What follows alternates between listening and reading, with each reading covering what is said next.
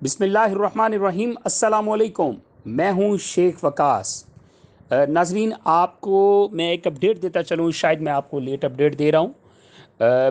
3-4 दिन पहले से बेनज़ीर की किस्त मिलना शुरू हो चुकी है उन इलाकों में भी जहां पे सैलाब भी आया हुआ था। ठीक है, और ये किस्त कितने की है? ये किस्त 7,000 की है।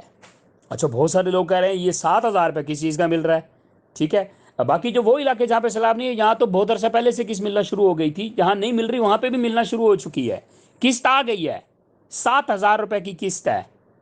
अरे ये 7,000 रुपये किस चीज़ का? हमें तो 14,000 रुपये मिलता था, 7,000 किस चीज़ का मिल रहा है? भाई ये 3 महीने की किस्त है आपकी, परेशान नहीं होना। ये कोई एक्स्ट्रा 7,000 नहीं मिल रहा आपको। हो सकता है कि अभी क्योंकि गरीब लोग कहाँ 6 महीने इंतजार करें, 6 महीने बाद 14,000 रुपया। तो इन्होंने किस्त को डिवाइड कर दिया है।